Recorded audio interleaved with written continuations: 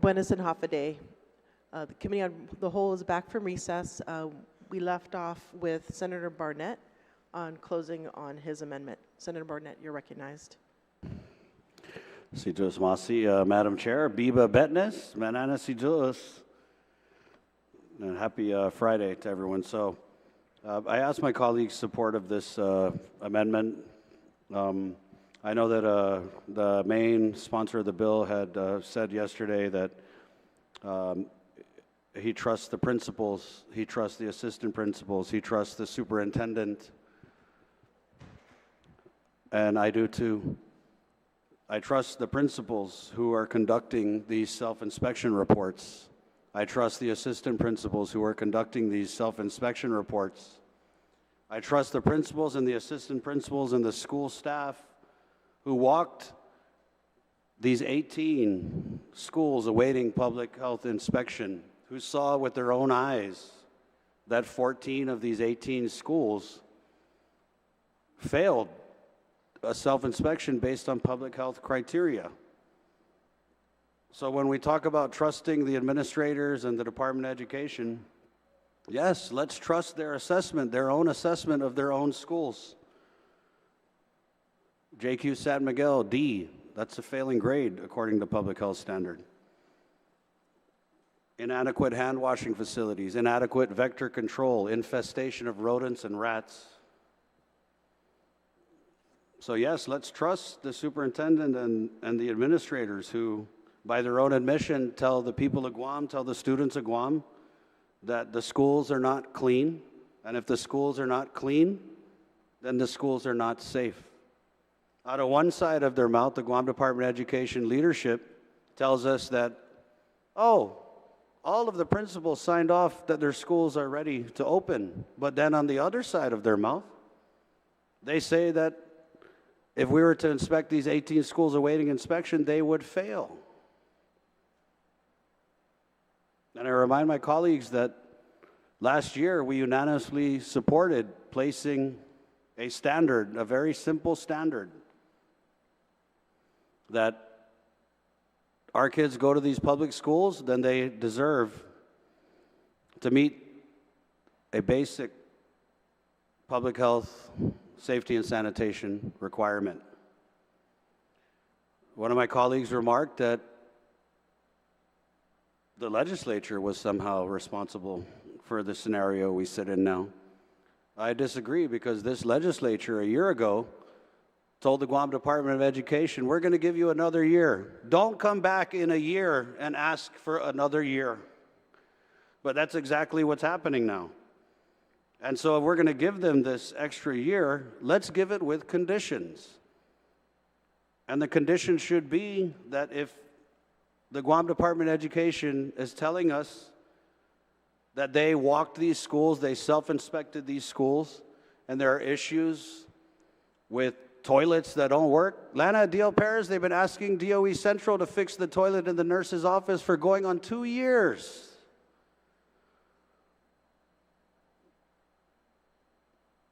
And so these self-inspection reports, these self-inspections conducted in July, very recent, show us that the conditions in the schools do not meet the public health standard.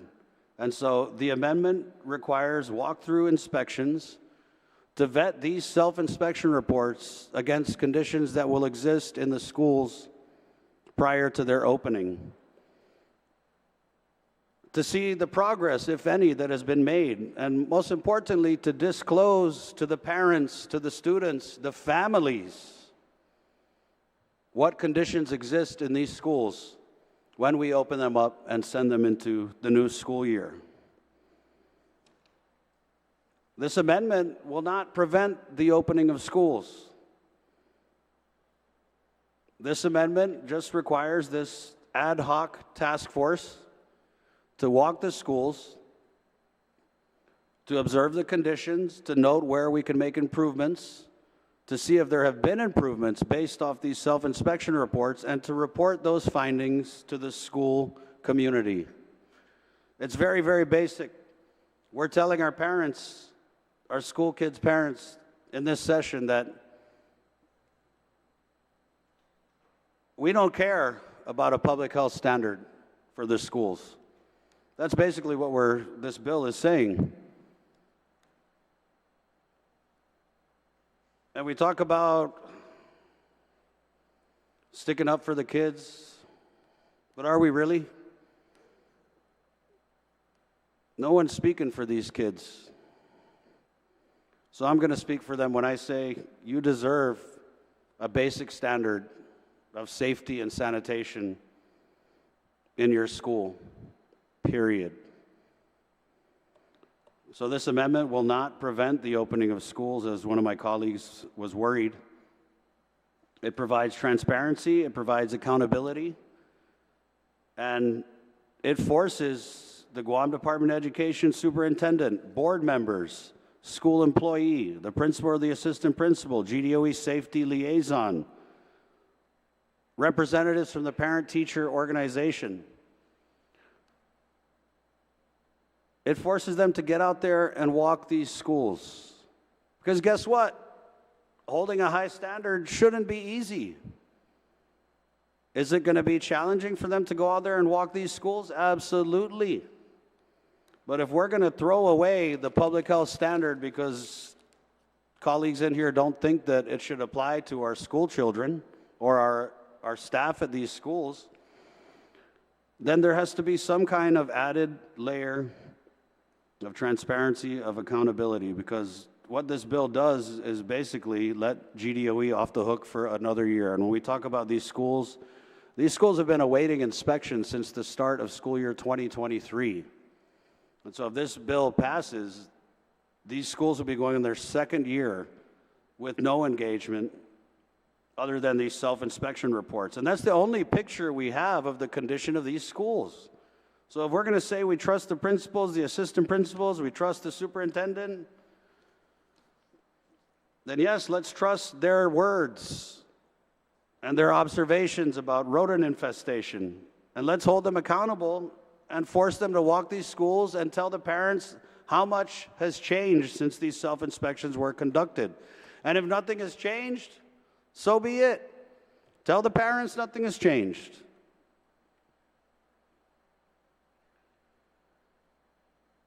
Could be different. Could be different.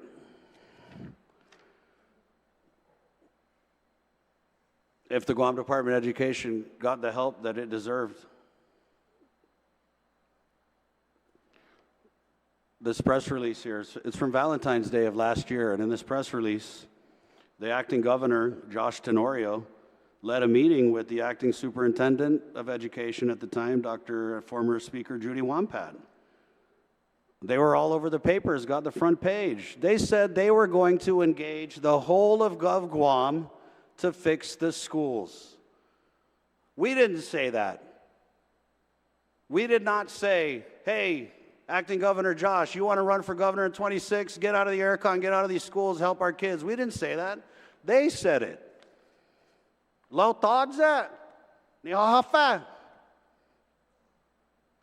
But people in here want to point fingers at the senators. Point your finger over there. Point your finger over there. This press release goes on to quote the acting superintendent, the former speaker, who is thanking acting Governor Joshua Tenorio for assisting for what? What are we thanking them for if our kids never got the help that was promised? And you're going to tell me na para ipatsot mo?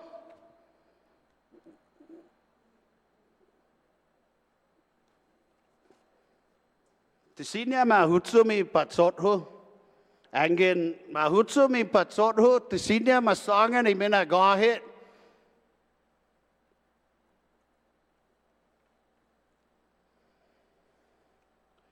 So I don't know if this amendment is going to pass. Should it pass? Absolutely. But when I listen to what our colleagues are saying, it's like they're not hearing everything that's been said on this floor. They're not hearing the superintendent say, if the school fails inspection, I will not open it.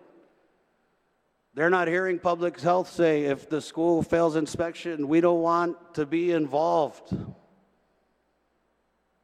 But what are they saying? They're saying that these schools are not safe. They're saying that 14 of the 18 schools awaiting inspection don't even meet the public health standard. So colleagues, you need to decide what standard you want to follow. Do you want to follow the DOE standard with the rats and the moat?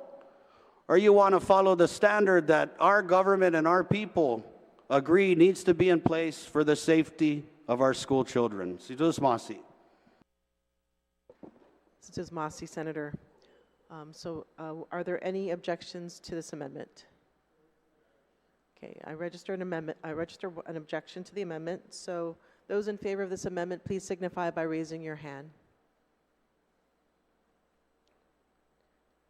4, 5, 6. Amendment fails. Okay. I'd like to recognize any senator that would like to speak on the main motion, for those that haven't spoken already.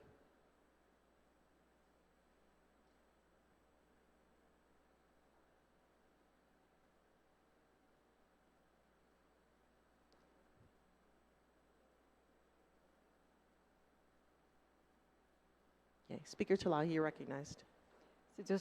Madam Chair.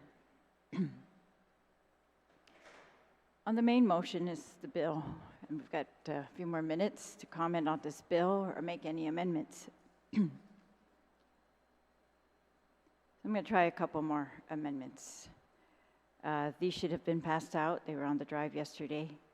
So the first amendment is on page 2, lines 22 and 23, to add the words where it says already that GDOE is authorized to operate schools that are awaiting inspection.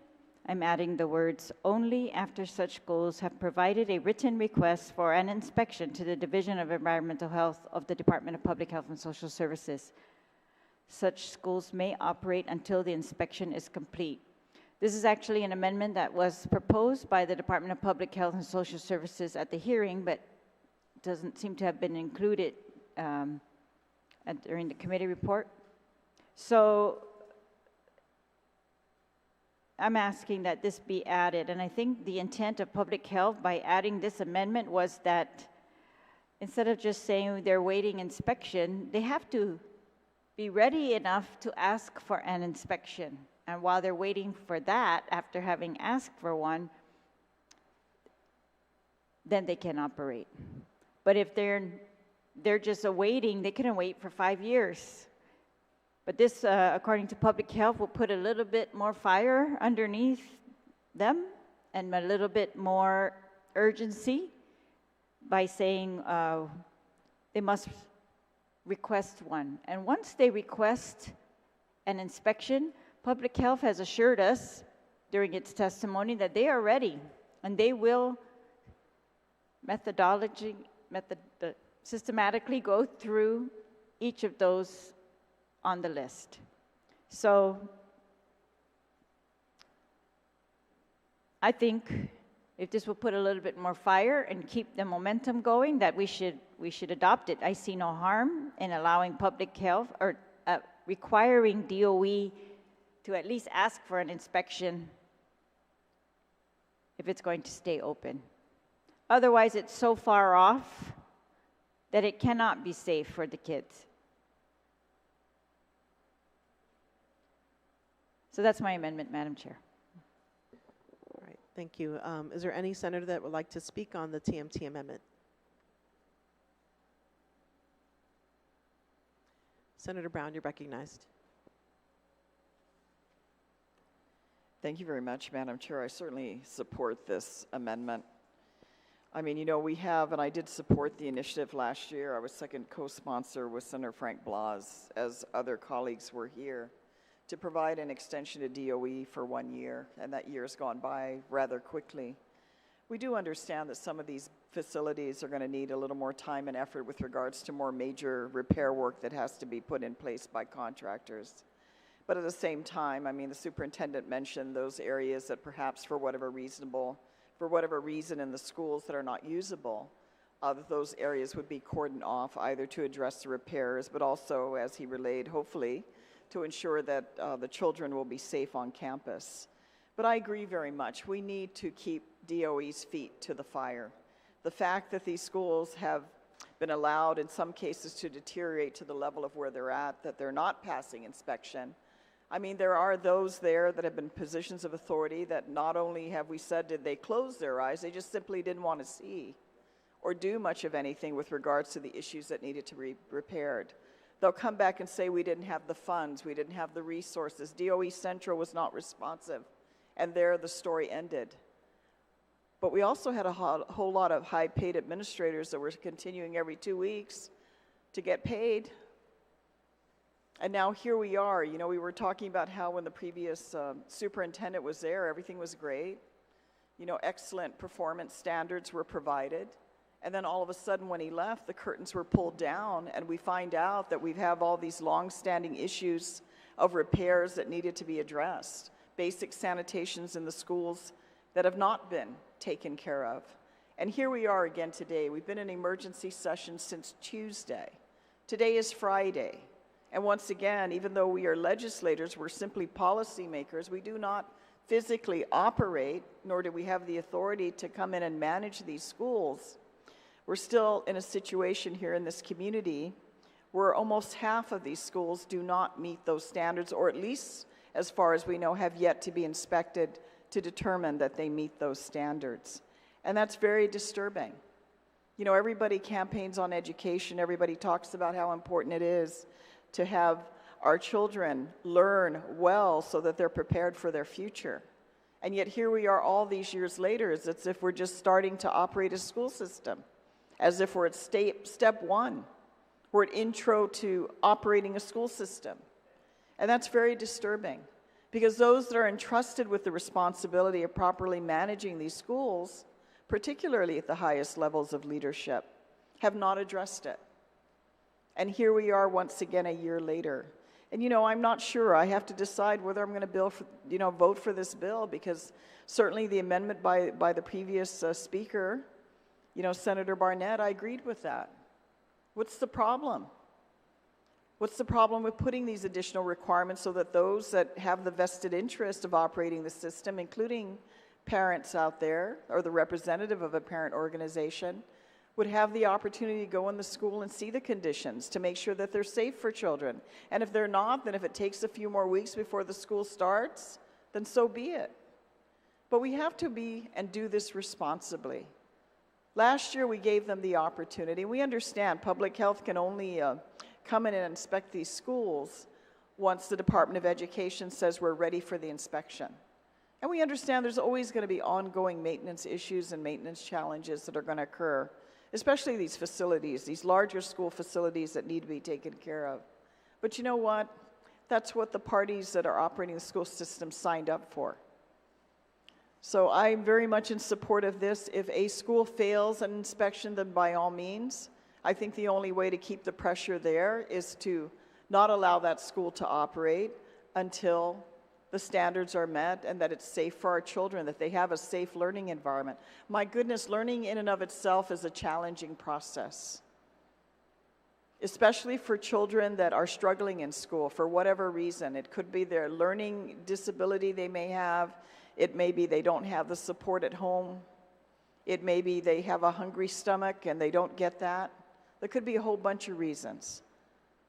But how are we even going to get to educating that child if we don't even know the environment that they're in is safe for them, that it's clean? I can't imagine sending my child to a school and not knowing that they're in a safe environment all day. I wouldn't know what to do with myself. Obviously, I wouldn't have them in that school to begin with. But not everybody has the opportunity to do that. You know, they may not have the resources. But we should have an expectation with all the money that we pour into the public school system. I'm sure per capita on this island, the amount of money that this legislature appropriates, that the people of Guam provide for each student going to public school, probably in most cases exceeds what we're paying even some of the higher tuitions in private school here on Guam. And yet we have smaller schools that have less resources, less money per child, that are able to do well, that are able to educate these kids, that are able to provide a safe environment, that are able to get these inspections and pass inspection and be ready for the school year. With all the resources that are there, it's disturbing at this stage that we see what we see, and we're literally, on a monthly basis, having to hold the hands of DOE leadership. Because colleagues simply just passing this and not putting these requirements in place or these safety measures in place is not going to resolve the issue. And this is definitely a circumstance where we need to have our eyes wide open and our ears listening and seeing and knowing the environment that our children are in. And the pressure definitely needs to be put on the Department of Education Management to facilitate and move as quickly, because granted, we've seen the explanations. Before, their explanation was, we don't have enough money. The legislature must appropriate more money so that we can address the repairs in the schools. And then what did we hear last year? Yes, they have the money. They have all this federal money. But we are unable to process. We're unable to procure. We have all these issues with regards to procurement. And then you ask them, don't you have your own procurement staff? Not every department and agency has that luxury to be able to go. Most of the government of Guam and the line agencies have to go through GSA. And we see the challenges that are there at GSA and how many people they actually have staffing GSA these days. But the Department of Education has that ability. The administrator of the Guam public school system has the ability to address the resources in procurement. And yes, they said yes, and we've seen improvements, granted. But that's still not up to the standard of where the school system should be. So, Madam Chair, I definitely rise in support of this amendment. And if these schools are inspected, the remaining schools, or the schools previously that were inspected and passed and are up for reinspection, don't pass an inspection report, then by all means, that school should not be operated. Children should not be allowed to go into it. And definitely the pressure and attention is going to be on the Department of Education, Administration, and Management team to get in there and do the corrective action that's needed. They are entrusted with the responsibility and the authority to do it, then by all means, if that's what it takes. And I don't want to see these children out of school. That's why I advocated last year to extend the time. Even though I know our chair of education had his reservations and valid reservations. I don't disagree with him at all. But we're not going to be in a situation, I don't want to see that we're here year after year after year granting extensions on what should be a basic standard that should be met for the Department of Education. So by all means, Madam Chair, I rise in support of this amendment. Thank you for the opportunity to comment. Masi, Senator. Are there any members that would like to address the current amendment?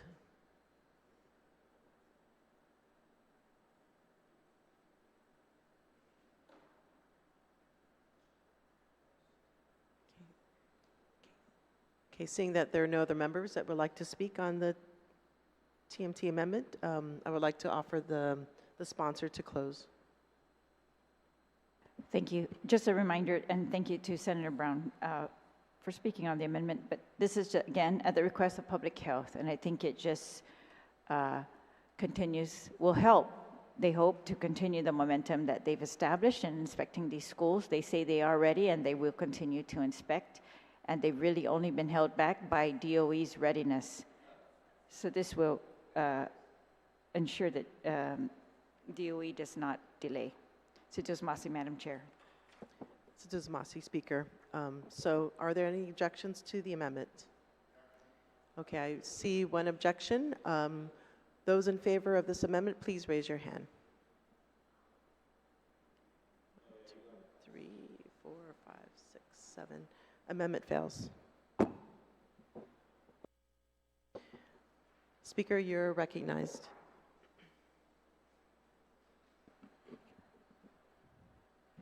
Thank you, Madam Chair. I guess it's very clear the intention of many of my colleagues that we are going to pass a bill that lets DOE off the hook. We don't want to even do what Public Health has asked us to do by just saying that they need to ask for inspections. They were going to let them off the hook for an entire year in unsafe schools.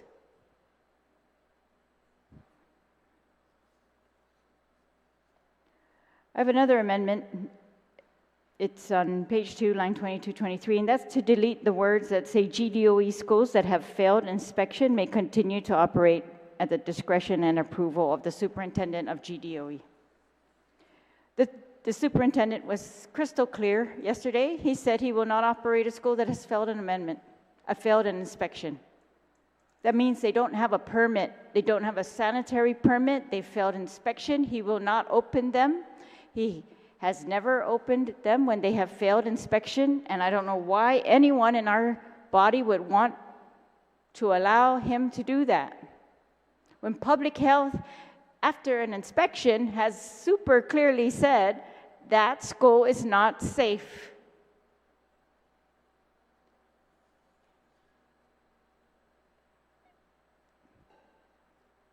I don't even understand the politics of it. I'm trying to understand the logic of it, and I can't. But I don't even understand the politics. What benefit does anyone in here have to allow the superintendent of education to open a school that has failed inspection? I hope the parents can remember that you have senators in here who want to open those schools that are not safe, that public health has inspected and said not safe, not one demerit and not two demerits and not some chipped paint, over 40 demerits for broken bathrooms and rats and cockroaches and things that have been found unsafe by federal agencies.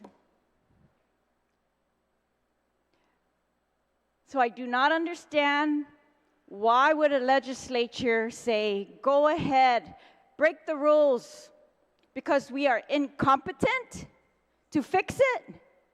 That's not true. DOE is competent. They have money. They can fix these things. The entire government, we have so many agencies with professional, certified maintenance staff that I have full confidence can fix almost anything that we have ailing us in GDOE, and we have contracted out the rest. Finally, after a year. But this gives them another year to not fix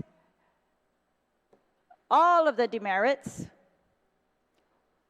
based on the excuse that we're waiting for the contracts to finish their work. That's not true. There are only 3 schools, I think they testified, that require contract work that cannot be open no matter what we do, or cannot be ready until that contract work is done. All the rest, they can apply for variances for the part that's under construction, not use those parts, keep the kids out of them. They have to prove that they're going to keep them safe. And this is not, these are what standards are for. We don't base it on one person or another person who's employed in an agency. We base it on standards that are recognized as sanitary for schools nationwide. Should Guam operate schools that are substandard? You know, there's a joke that, you know, we act like we're third world, because what is that? Why would senators want children to go into schools that are substandard? It's such a simple thing. The superintendent said, I am not going to open a school that has failed, but we have senators who insist by this bill that the DOE will open schools that have failed if the superintendent says yes. Why? Why would we give somebody that kind of power? Would you tell the restaurant operator, you can open despite all the demerits public health has found? You can open. If you decide, restaurant owner, that it is safe. Would the fire department go and inspect and say, you know, you can't open, but we're going to tell the owner of the business, you can open, even though the fire department said you're not safe? It's like we want to put in law substandard is our standard?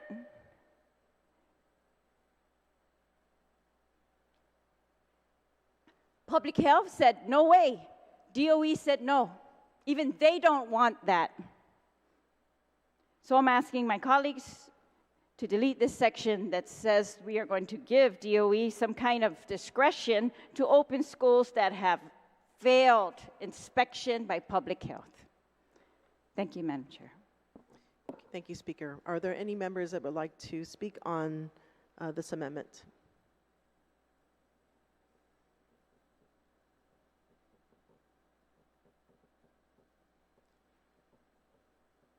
Senator Tydekwe, you're recognized.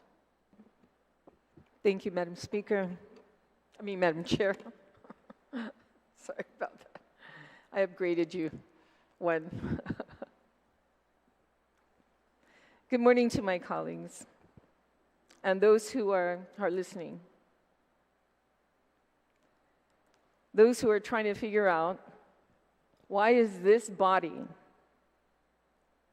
failing to incorporate amendments that would protect their children, their grandchildren, their brothers and sisters in our school system? And then we were talking about charter schools, which we'll be talking about later on today, that we're seeing an increase of students, parents putting students in charter schools because they've actually passed health inspections.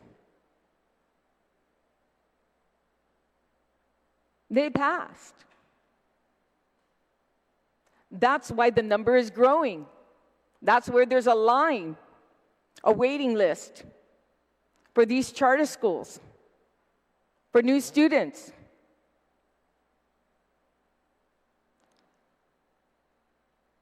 Here we have an amendment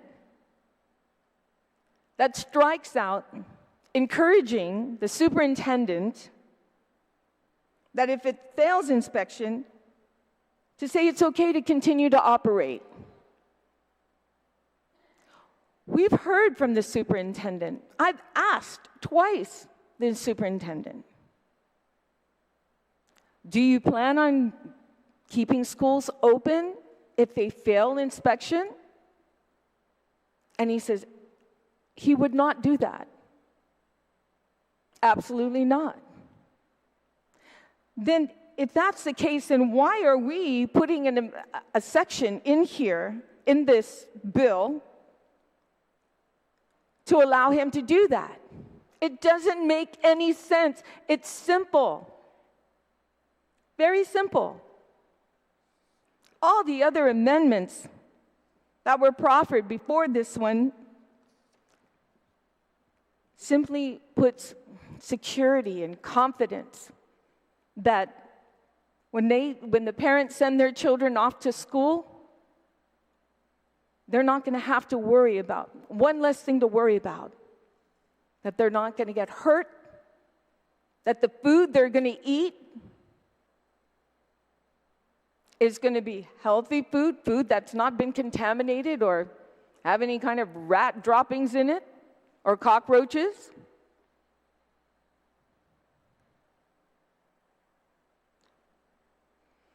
The way the direction this bill has been going, and the author of the bill, it reminds me of other bills that were passed that did not put the safety and well-being of our public into play.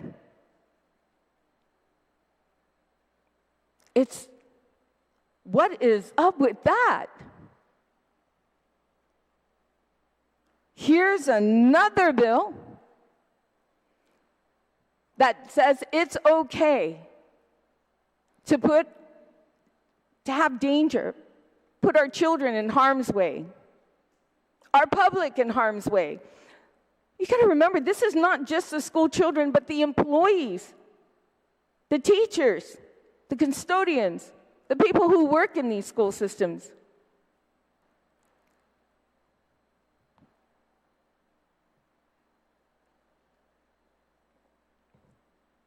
They too can be hurt.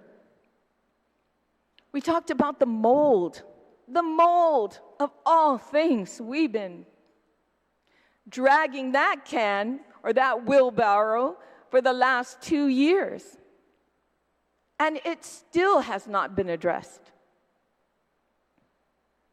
Just this year, they came up with, okay, now we figure it's going to be 8 million. Just this year. When we've been talking about this ever since.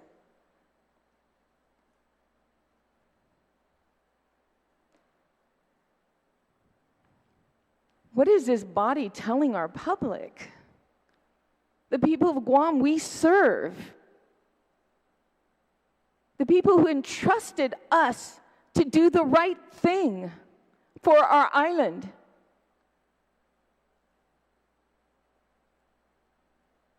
What's the message we're sending out? This body is sending out. We don't care. It's almost like a little clique group that's happening in this legislature. Oh, just because this person's my friend, I'm going to not vote for any amendment that's going to take away from what he originally put in. People are seeing that. I mean, they're not blind, my colleagues. The people of Guam are not blind. They are seeing this. We had amendments, precaution, safety mechanisms put in this bill, to be put in this bill, that failed. The schools will be open, according to the superintendent, as long as it's safe for our students. That's what he said. And we're going to hold him to the fire on that. Well, I think we need to do a little bit more because we've been holding him to the fire for quite some time. And we're back here at square one. So what we do as a body, and what we're expected to do, because the people of Guam think that it's this legislature's fault for the schools not being open. And that is far, far from the truth. Amendments like these, amendments that were proffered earlier, were amendments to put the fire to the feet. Amendments to put accountability. Amendments that if they failed to do it, would give every reason for them to step down and let someone else do the job that they could not do. Very simple. But we can't do that because these amendments that we tried to put in here would not give accountability. Just go for it. Well, we've been going for it for how many years? 5 years since the original bill was introduced for an adequate education. We've been doing this for 5 years. And now today, everyone who objected to these amendments, expect them to continue to do that. If they get reelected, if they stay in this legislature, that you are supporting an individual who doesn't care about our children, the safety and well-being of the staff and facility over at these schools. That's who you're voting for.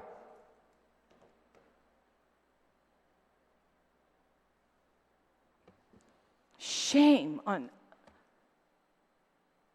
this body. For some of us who've been trying so desperately and every day fighting the fight to ensure this safety and well-being, becoming passionate, and trying to appeal. Even our oversight chair of education is keeping the communication open with the author of this legislation and everybody else in this body to explain to them, because he is the one that's been having oversight hearings every single month with DOE. Every single month, getting a progress report, knowing exactly what's going on, has visited all these schools. All the schools. Can any of us in here say that? No. all the schools? I stand in support of this amendment because right now we don't need stories of what I used to do, stories of somebody else's situation.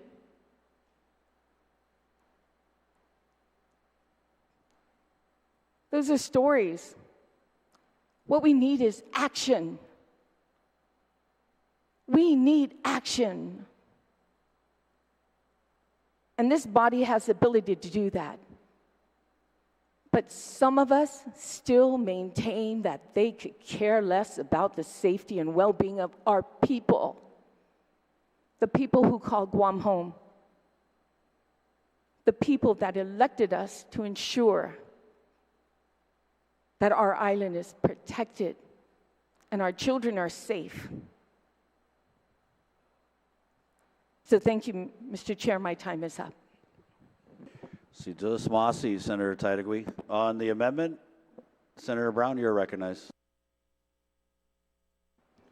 Thank you very much, Mr. Chairman. I also rise in support of this amendment. And, you know, I do appreciate the stand that the superintendent took when he met with us to say that if the school did not pass inspection, that he would not allow the students and the teachers to go back into the school. Because certainly if I was in his position, even if I had the authority to grant and allow children back into the school, if the school didn't pass inspection, I wouldn't want that.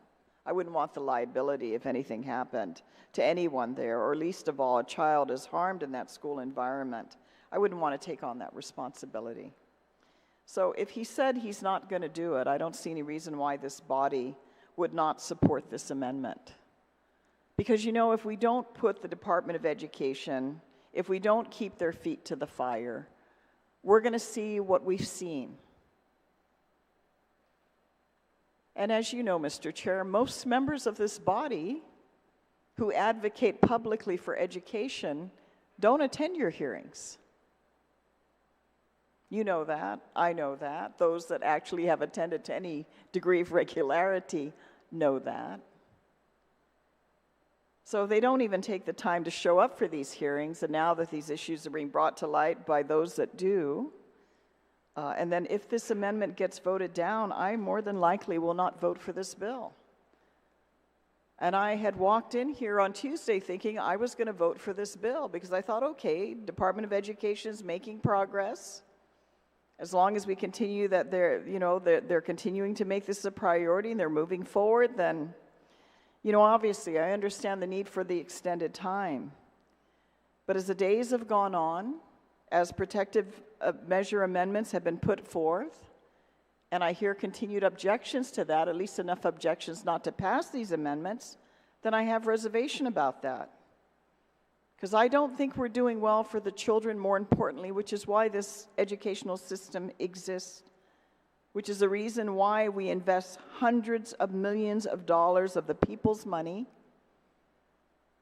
to ensure that our children can get a good education that can prepare them for their future.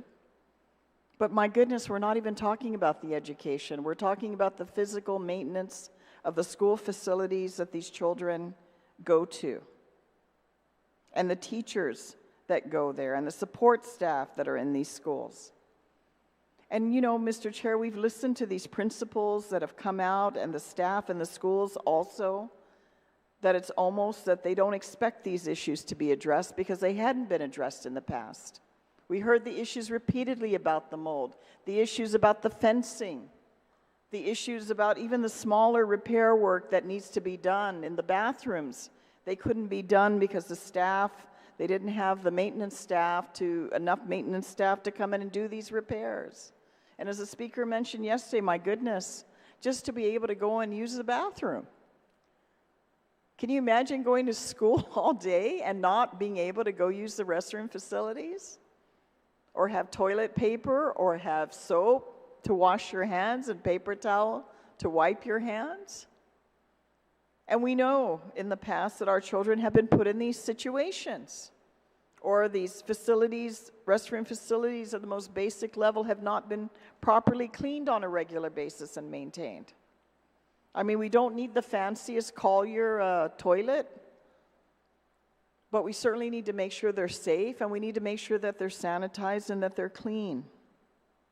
So colleagues, and I'm going to ask for a roll call on this particular amendment, because this is almost like the last gasp, literally, of amendments that can be made here that have some safety mechanism put in place. Because I really want to know who are the colleagues here that don't support this amendment, if they choose not to. Because then we're not being responsible. You know, we want to play the politics. And maybe we can ride on that for a while. Maybe we can play that game, but all games come to an end at some point. And really, if our job is not to be here to do what we say, because boy, we say an awful lot of things when we're out there and we're doing our campaign commercials and we comb our hair and we're smiling. Vote for me. I'm here for you, my dear people of Guam. But when the time comes to make those decisions where it really matters, and we all know, even for members of our community that don't even have children in the public school system, they're going to come out and tell you education's important. Because they know without that, what promise of a good future are our children going to have in this challenging world that we live in now? If they don't even have the basic abilities of reading and writing. And we sit at those very same hearings, Mr. Chair, where we have key government officials coming to talk to us at these hearings that provide services that our people say are absolutely critical, particularly in law enforcement, which I would say right now is probably right up there in terms of people's feeling of safety in this community. And what do they tell us? They can get 1,000 applicants. 1,000, imagine that. We couldn't even fill this room with 1,000 applicants. This session hall's not even big enough in this room to accommodate 1,000 applicants. And maybe, if they're lucky, they can narrow it down to 30 or 40 individuals that can pass and meet the requirements. Because they, some cases, cannot even meet the basic requirements of credentials of reading and writing to be able to even be considered for these positions. What does that say? The fact that these individuals even had the initiative to want to apply for these positions, to me, is 50% of the success story. But then they can't get to the next level because they can't even meet the basic requirements. And we're okay with that, right? As long as our family and our kids are taken care of. We can what do you say, balabola the people out there, and it's okay, we get back another election. Ain't I important? Look at me, my face is plastered all over Guam. I got to make sure I have the biggest sign and the biggest smile. And yet the quality of our life, of our people here, and I've lived here most of my life, Mr. Chair, continues to degenerate. I almost don't want to read the paper in the morning anymore, especially a story of that 3-year-old child.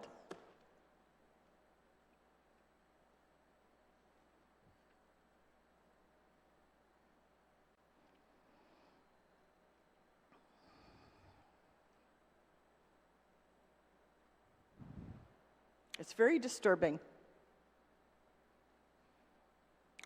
If we really care about our community, if we really care about our children, if we really care about the future of our island that we say these children represent, then this simple amendment, simply striking out this one sentence, to not allow children to go into a school that has failed inspection, we should have no problem with regards to this. Because I'll tell you, if we right now were heading into lunchtime, saw that a restaurant failed an inspection, more than likely we'd say, hey, Bustano, I'm not going to go eat there.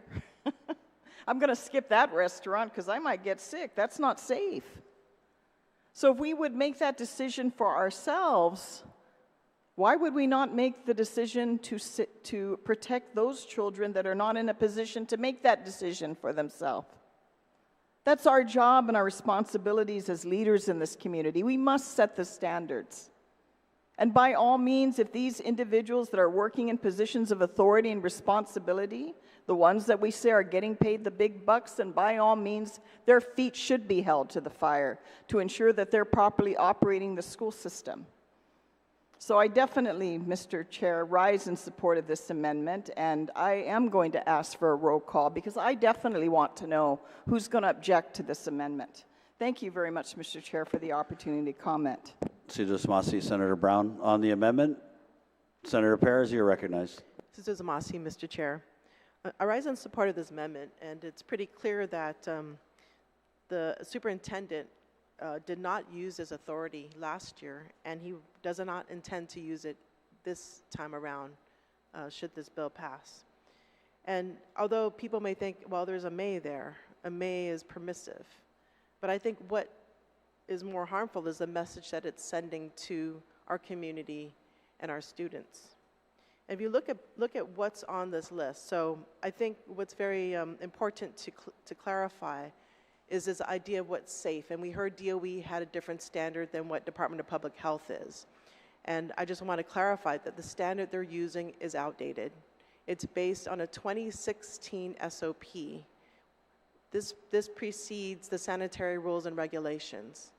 And so what they are using is outdated and should not be, has less value in making this decision. I think it's also important to note that should this authority be used, imagine our parents, what kind of consolation would that have for our parents, sending their kids to a school that has failed inspection, that can provide, basically have hazards there that could affect the health and safety of them. And a lot of these schools, if you look at their self-inspection reports, the ones that failed, all have the capability to harm their child, whether it be infections, whether it be falling light fixtures, whether it be mold. And mold is something that will exacerbate any health condition that a person has. And so by allowing this amendment is important because, we set a higher standard for our kids, for our community, that we're not going to allow our most vulnerable population to be exposed to these hazards when it could be avoided. Would you want your child going to a school where a fixture can fall on them and hurt them? Would you want your child to go to a school where they can get diseases? I don't think any parent would say yes to that, and I don't think our body should say yes to that. And I think that's the importance of this amendment, is we are drawing the line, and we are saying that our children are important, our families are important, our education's important. It's been said here, let's just put them in the schools, whether they fail or not, whether they had an inspection or not. But by doing that, we are permitting our children to be put in harm's way. And that is not acceptable. This amendment is important because it doesn't provide that loophole to give a superintendent this authority to continue operation of a school that would put our children in harm's way, that will put our teachers in harm's way. And I say, no, we cannot let this happen. And I rise in full support of this amendment. Masi. Masi, Senator Perez. On the amendment,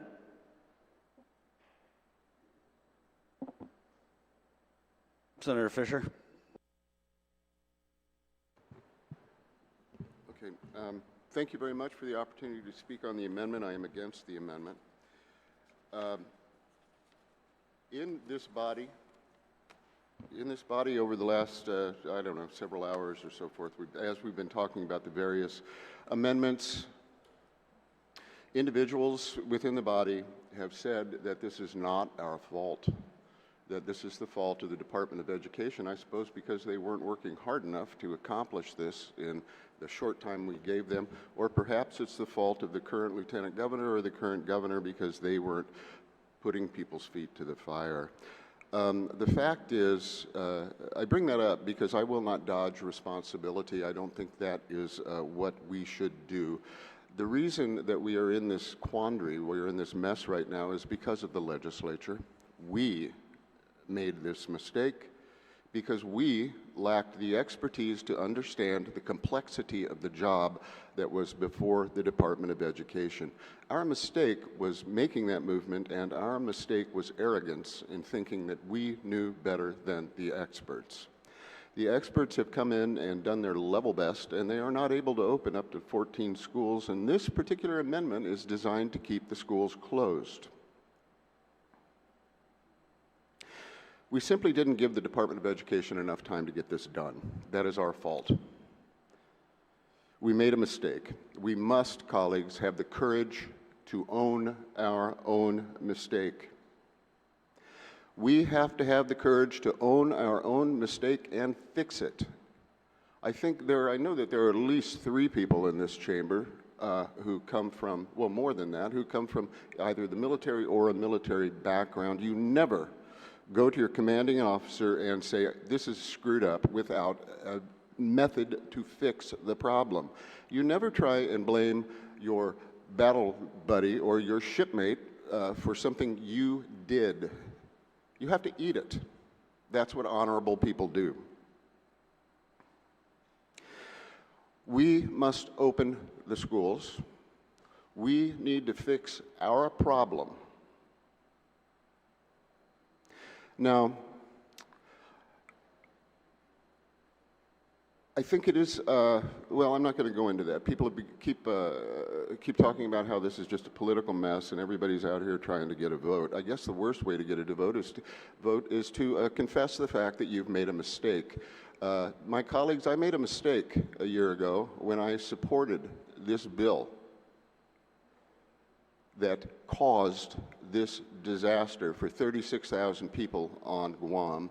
It is my intent this morning to do what I can to fix that mistake, and I think the best way to fix it is to make sure the schools are open. There has been a continuous, it's almost become a rhythm in this body to mischaracterize what it was that the superintendent said. The superintendent said, because he believes in rules and he believes in obeying the law, that as the law stands, he cannot open schools that have not passed inspections, absent this law which Senator San Nicolas has proposed. If this law goes through, the superintendent said he will open the schools. Let's not twist what was said to us merely to accomplish a base political goal. We will open the schools because we have that responsibility to the children. We have the responsibility to the children to make sure they are in school, they are learning, they have hot meals twice a day, that they are safe, that there is running water, that there is electricity, that they have a quiet, calm, safe environment to learn in, that teachers and people who care for them can monitor those children to see who has visual problems, who has a hearing difficulty. Instead of these children languishing at home in front of a computer screen, or being woken up at 3 o'clock in the morning and dragged to a school where they will accomplish nothing because they are insensate from the lack of sleep. Let's not pretend it's otherwise. The children need to be in school. They need to be with their peers. We need to stop upending people's lives just to cover our own mistake.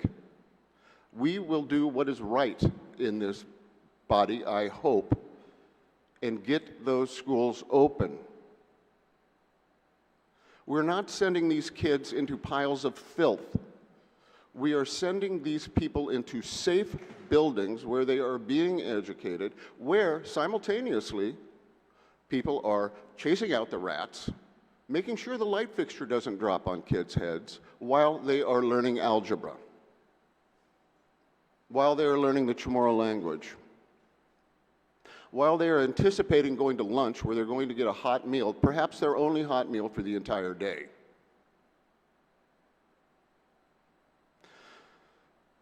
Where they can find running water to bathe themselves because they have no running water at home.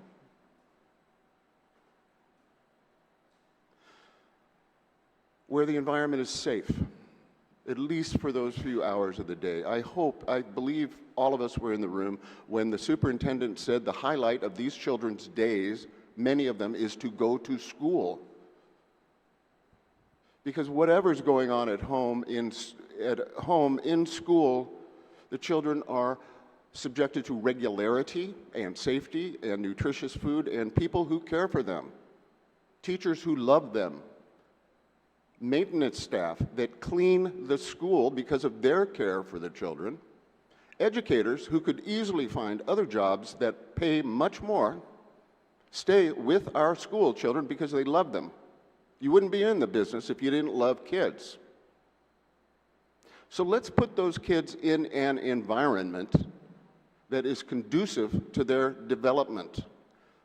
Let's pass this bill. Let's get those schools open. Let's own up to our own mistakes and move forward.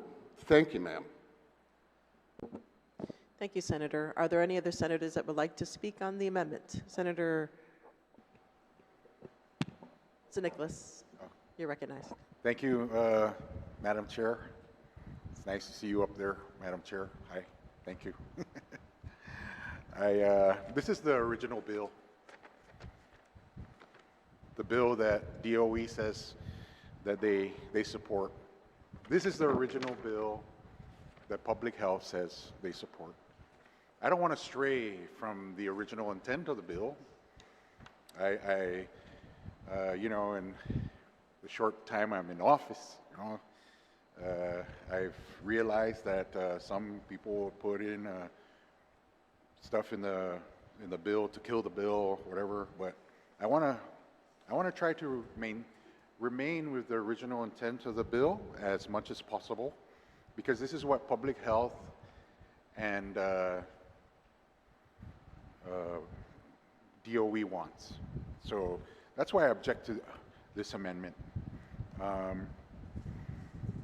First I want to thank also Ms. Jen, who's working down there at Southern High, really working hard to try to get our schools up to par.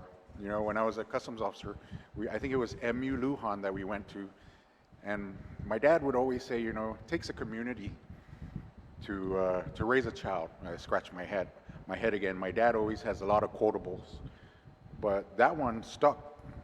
It takes a whole community to raise a child. I just got word that once this bill passes,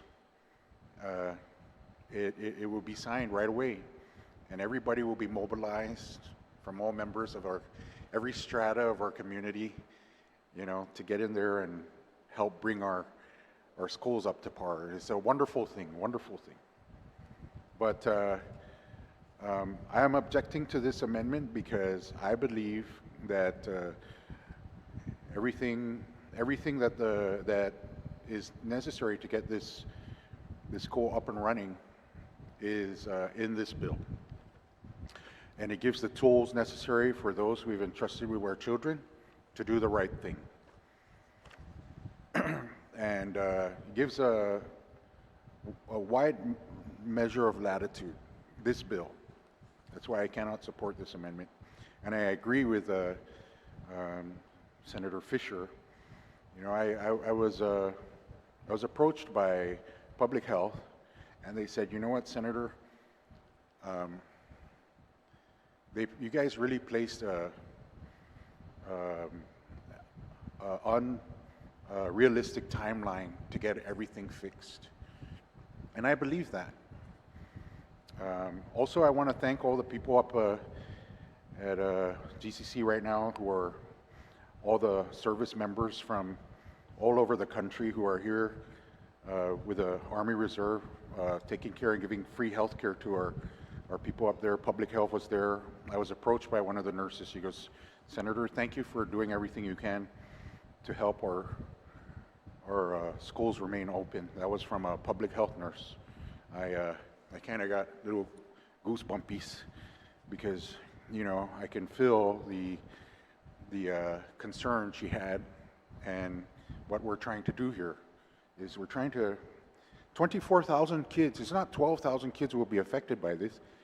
The whole entire community will be affected by this. The teachers, the students, the parents, the bus drivers, people who have to be in traffic at a certain time. This will upend a lot of things. And that's why I did this. You know, I like to deal with people based on trust. And the folks at DOE came to me because they trust me, because they know that I would try to do the right thing. And I love that. It's deserved trust. And I'm here. I want to support all our folks out there, everyone, the whole entire community, to try to make this work. And I think, you know, if 2009 Dwayne was here, deployed, that guy that was deployed and with reckless abandonment, he didn't really care, I would withdraw this bill right now. Sabi na, yeah, amzu ni amot midzu. And you know what's going to happen if I withdraw this bill? The schools will close. And they get malago midzu.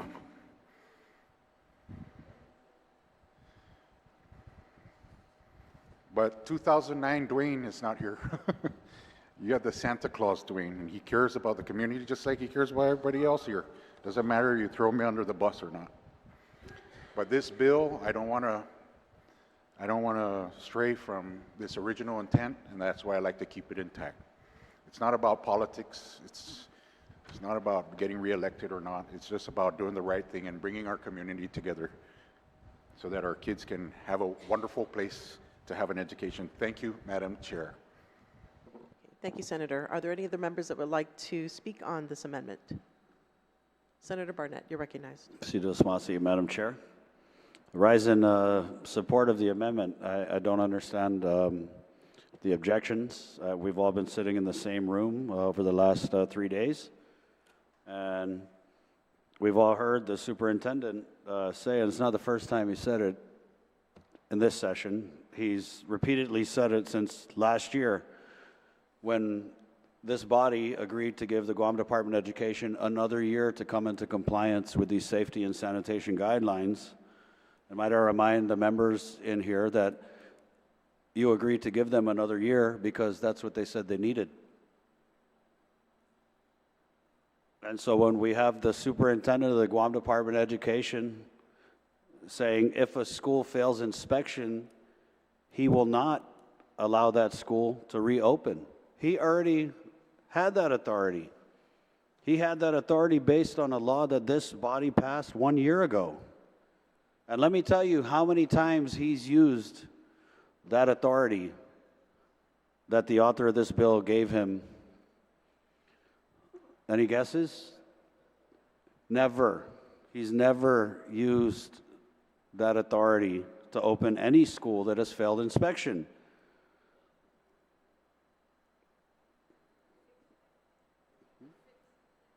Yeah, what did he do? When they failed inspection, he closed the schools. The superintendent closed the schools, not the legislature. The superintendent closed the schools, and guess what? They got to work addressing the demerits. We kept the pressure on. And eventually those schools that failed inspection reopened with a passing grade. The acting director of public health also said on the record that he too would not be involved with allowing schools that have failed inspection to continue operating.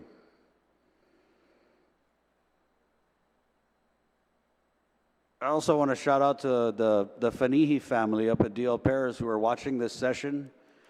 And it's very animated up there because when these colleagues are talking, they're scratching their head up there in GDOE. They're banging on the table. Because we have senators in here who are saying public health rules and regulations don't matter.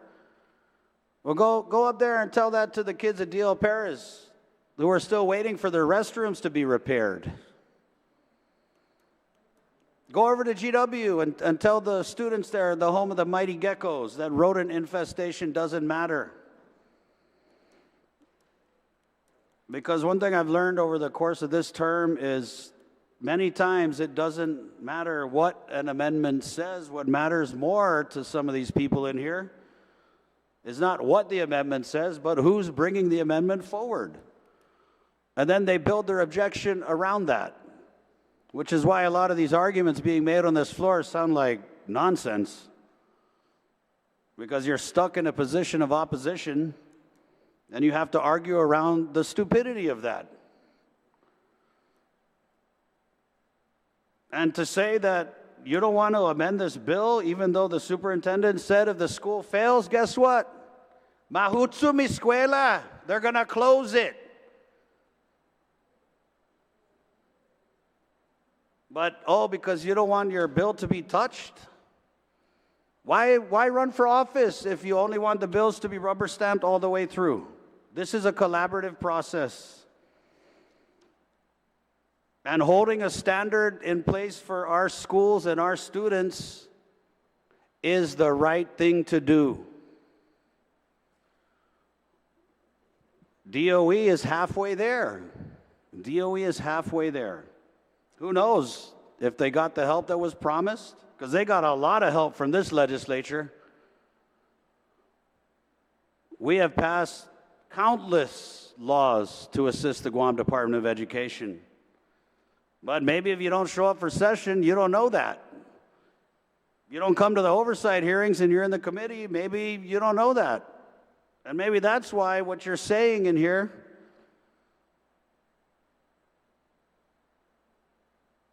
sounds like balabola.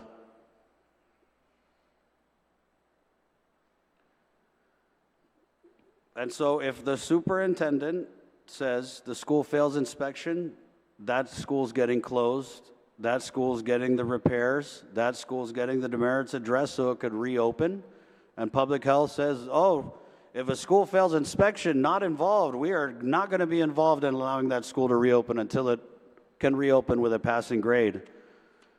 If that's what's been said on this floor multiple times, and the question was asked probably 10 different ways, and the answer remained the same.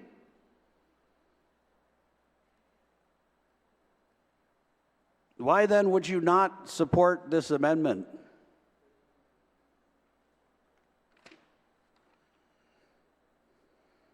Doesn't make sense. Doesn't make sense. And let's talk about trust. Yeah, these agencies and these special interests, they know who to go to get their legislation rammed through.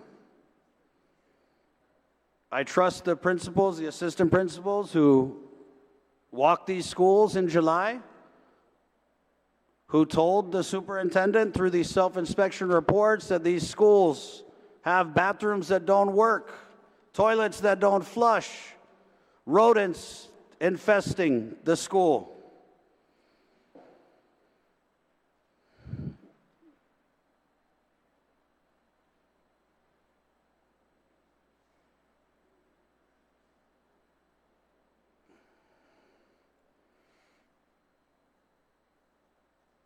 I don't even know what to say anymore.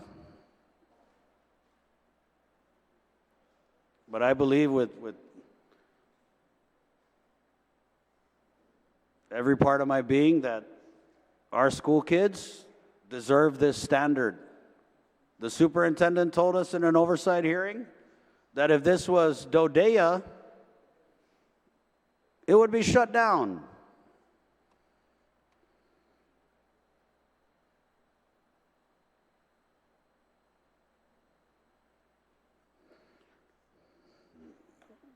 This is a marathon, and we're halfway to the finish line. And when you're running a marathon, you're halfway there, you don't take off your shoes and go home. You stay in the race. The only thing that has gotten half of these schools inspected and passed has been the pressure and the assistance that this legislature has provided. In the span of 1 year, we have had half of our schools inspected by public health, and we have had half of our schools meet the standard that public health has put in place. And this standard was passed in 2019, and the Guam Department of Education wanted 20 years to come into compliance. At this rate, they're going to get it. If we come in here every year and we tell GDOE, Busta, take another year. You ready to do that 20 more times? Because it seems like that's what you want. You don't want any standard for our kids. Because, I don't want anyone to touch my bill. I like it this way.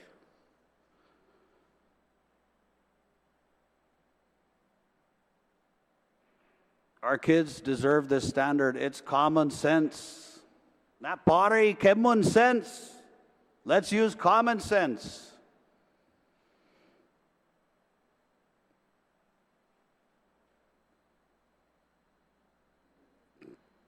Madam Chair. Thank you, Senator. Are there any other members wishing to speak on this amendment? Okay, seeing that there are no other members wishing to speak, are there any, I'd like to allow closing for the sponsor. Madam Chair, I'd like to close. Yes. So thank you to my colleagues who spoke on the amendment. Again, this amendment would strike from the current bill the words that say GDOE schools that have failed inspection may continue to operate at the discretion and approval of the superintendent of GDOE. By himself, the superintendent of GDOE. We've seen the superintendents of GDOE change multiple times in the last 5 years. And while we can take the word of this one superintendent that even if we left this language in, that puts Guam schools substandard below all the other schools in the nation, that we can trust this superintendent. Superintendents change.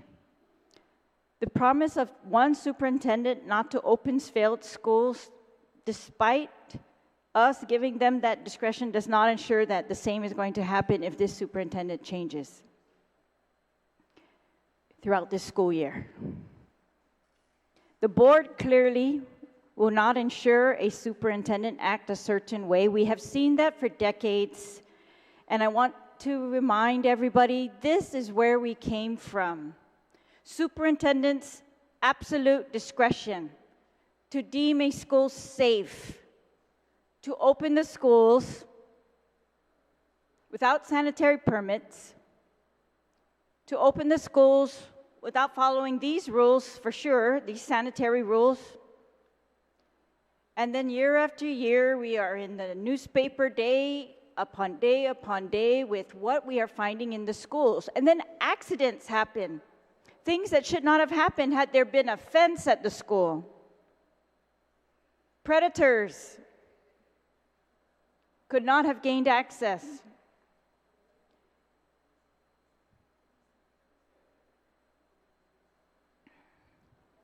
It was a huge, bold move that the legislature did. It was a freshman senator who, after decades of inaction, mandated that the schools must be safe before opening. They said two things: schools must be inspected before opening, and schools must follow the sanitary rules before opening immediately. And public health objected back then because they didn't have enough staff to do all those inspections, but they are totally on board now. And they did not say they support this bill, let's give the superintendent of GDOE the capacity to overrule them. They did not say they support that. They said at the hearing in their written testimony that they wanted the previous amendment that failed to be passed. That was their recommendation. I don't think we should go backwards and put in law that we want substandards for our kids. I think it's also, one senator says we've made a mistake to require these standards. That GDOE can't get it done. And this senator himself has deemed the schools safe. What kind of power is that? That's arrogance. Let's not do this in Guam. If public health is giving us their best advice and telling us the schools are not safe, then let's help DOE fix them. And I want to thank my colleagues who have been very focused on that and have done that, helped DOE to fix them. Questioned why that money was sitting up there, not being spent for an entire year. $20 million.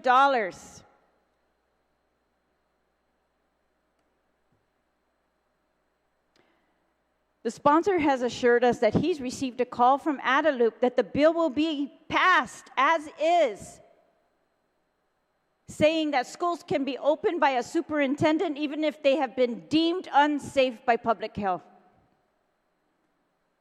I don't know if that's something to brag about. And that Guadalupe is now telling the sponsor of the bill that if this bill is passed, they will bring all their resources to help fix the schools. Now they're going to tell them that. Now they're going to tell that to GDOE 5 days before school starts. Where were they when the $20 million was sitting there and not able to be moved, to be used? Where have they been for the last 3 months of summer?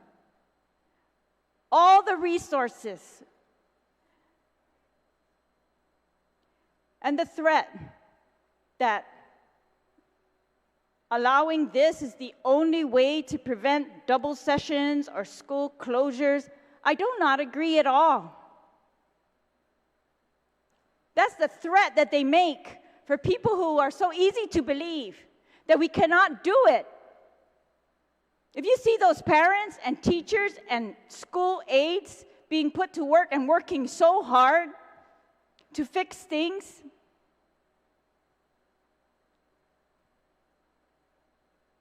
that's how we should be focused. Fixing things. Not looking for the loopholes, not giving them ways out, not taking away the rules because we were not competent enough to follow the rules. I do not agree. I do not believe the parents of Guam agree. I believe the parents of Guam cannot understand, like I cannot understand, why, if we have resources at every agency of this government, we cannot fix these schools. And if we can't fix something is so far beyond us, find an alternative. Or get the variance. It's already allowed in the law. You get that variance from public health by showing public health that while this is broken, I am making up for it with this. It's actually a very safe way to do things because you're putting it in writing what's wrong, and public health is looking at it. Some other entity is looking at it and saying, okay, yes, you have done some mitigation. We can get by with this, and also because I see the contract. Let's not go backwards. In order to go forward, after decades of allowing superintendents this type of discretion, we should never go back to that. And one of the management team of DOE on their way out yesterday made it very clear to me that they are proud of the progress they are making. And don't forget, Speaker, that this was decades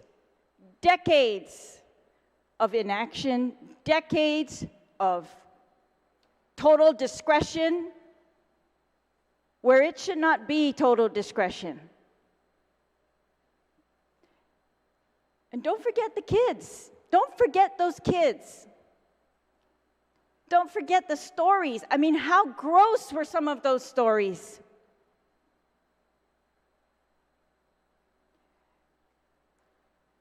While everybody's working so hard, we will just continue to do that. We will do like one of the senators is suggesting. We will just say, let the principal, while she's trying to educate, try to fix a bathroom, try to get rid of cockroaches, try to get the media not to report that we've got cockroaches infested our school, or rats, even worse.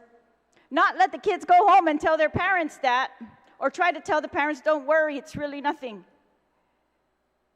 All of it just, it's like a mumbo jumbo of excuses that just don't make any sense to me when we can do it. If we couldn't do it, then we should never have passed the sanitary rules. We should have said, we are a substandard country, and let's operate like that.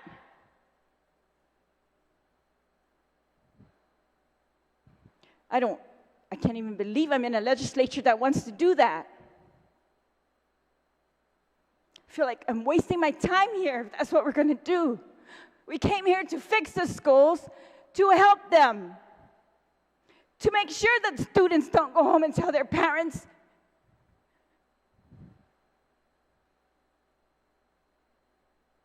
I couldn't go to the bathroom.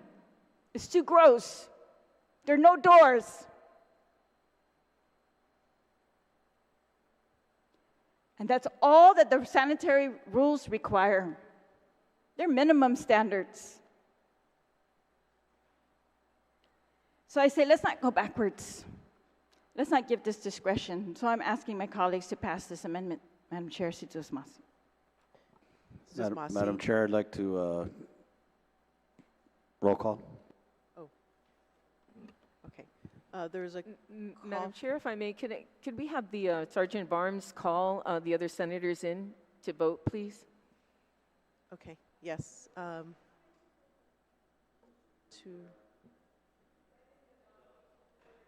Okay, there's 3 calls for roll call.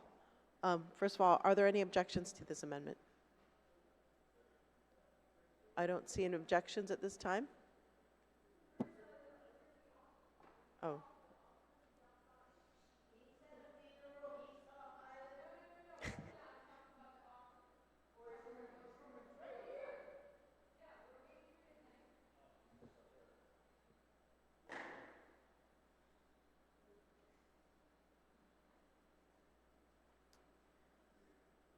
Okay. All right, so we're on the amendment. Are there any objections to the amendment? Okay, there is an objection, and there's also a call for roll call. There are 3 who have registered their support for that. So the clerks? Senator Barnett. Guåhan. Senator Barnett, aye. Senator Blas.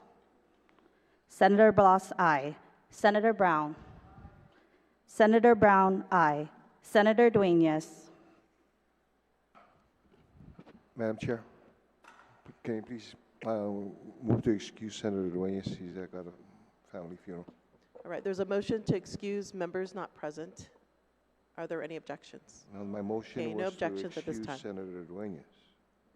Oh, Senator- just Senator Dueñas? So no other senator, is that what you're saying? Sorry, if I can clarify that motion. I'm sorry, I can only speak for my colleague who had asked to be excused because of a family funeral.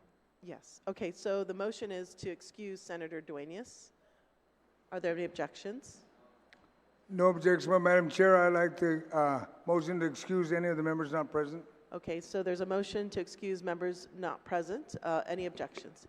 Senator Brown, you're Can we have an recognized. explanation as to why this emergency session that we have these members not present? Is there an explanation for their absence? Call them in so we can get COVID. Senator San Augustine, do you have any information? Yes, I do. On Senator Parkland, he's ill. And on the other one, I'm not too sure. But in the absence of any of our members, I just asked to be excused. No, he just arrived this morning, but he's ill. Okay, so that's the information we have as of this time.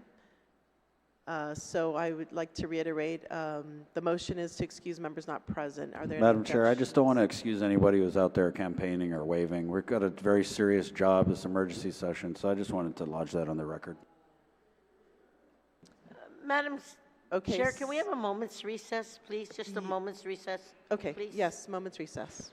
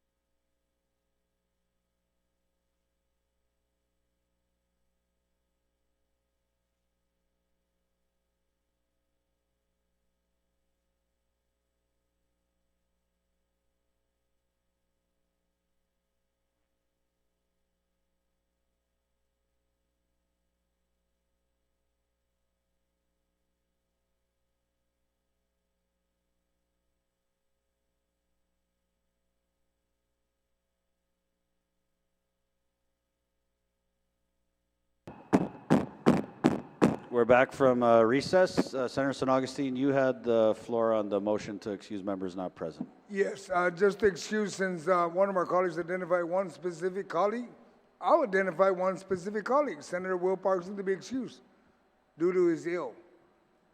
Thank you.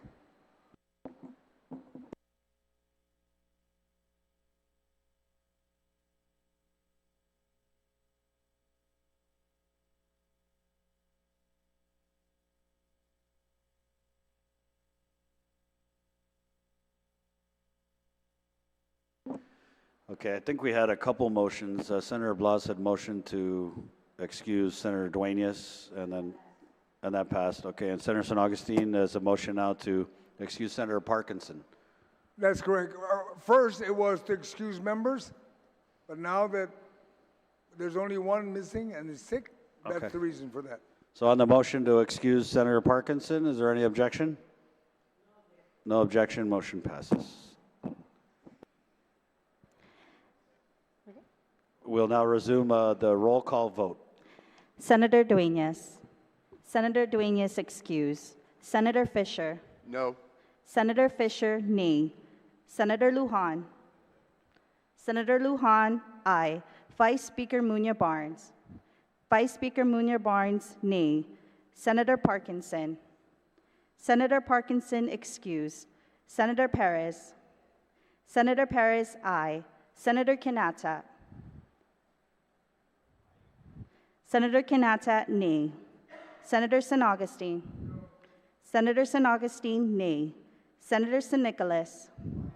Senator San Nicolas, nay. Senator Shelton. Senator Shelton, nay. Senator Taitigui. Senator Taitigui, aye. Speaker Terlahi. Speaker Terlahi, aye.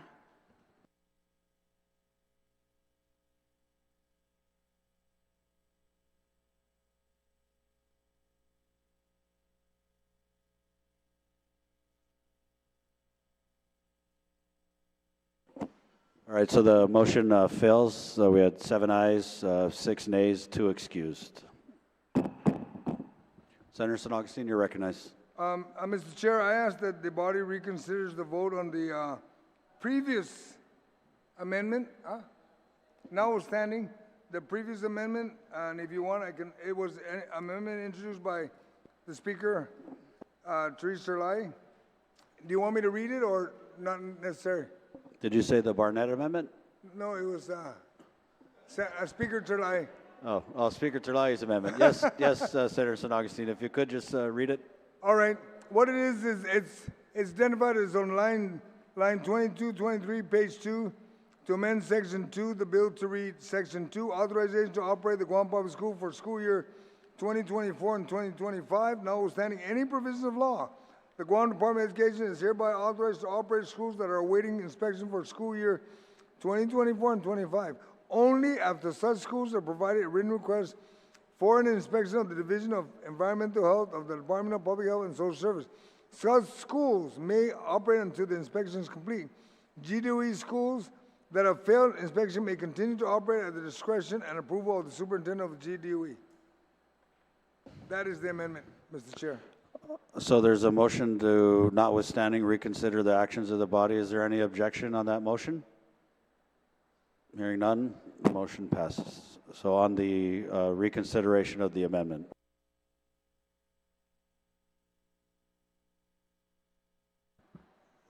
Roll call won't be required.